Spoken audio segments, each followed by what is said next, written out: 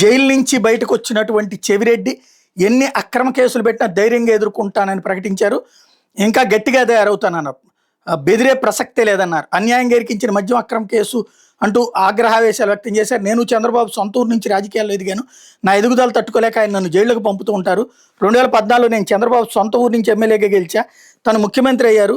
అంతే నన్ను టార్గెట్ చేశారు. 14-19 మధ్య నా మీద 72 కేసులు పెట్టారు. మా చిత్తూరు జిల్లాలోని డిస్ట్రిక్ట్ జైలు మొదలు అన్ని సబ్ జైళ్లలో నెలల పాటు పెట్టించారు.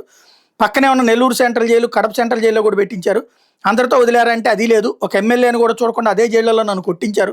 చిత్తూరు పోలీస్ ట్రైనింగ్ కాలేజీ నుంచి రాత్రి 8 గంటలకు నా కళ్ళకు గంతలు కట్టి నన్ను పోలీస్ బస్సులో కింద కూర్చోబెట్టి చాలా అవమానకరంగా తమిళనాడులో తిరువళ్ళూరు వరకు తీసుకెళ్లారు. అక్కడ బాగా కొట్టారు.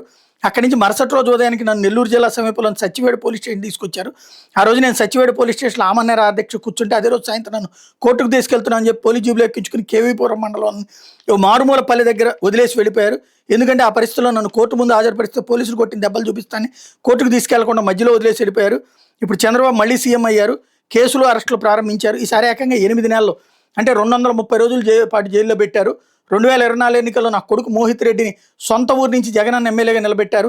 అంతే నా కొడుకుపై 10 కేసులు పెట్టి వేధిస్తున్నారు. మా నాయకుడు జగనన్న రెండో కొడుకు హర్షిత్ రెడ్డిని విద్యార్థి నాయకుడిని చేశారు. అంతే ఇప్పుడు వాడిపైన కేసులు పెట్టారు. చంద్రబాబు పుట్టినూళ్ళలో మేము పుట్టడం మా తప్పేలా అవుతుంది, మా నాన్న ఎలాగూ లేరు, ఇంకా మా ఇంట్లో మిగిలింది మా అమ్మ నా భార్య, వాళ్ళపైన కూడా కేసులు పెట్టేస్తే సకుటుంబంగా చంద్రబాబు బాధితులం అవుతామంటూ ఆయన ఇచ్చినటువంటి స్టేట్మెంట్ ఇక్కడ హైలైట్ చేశారు.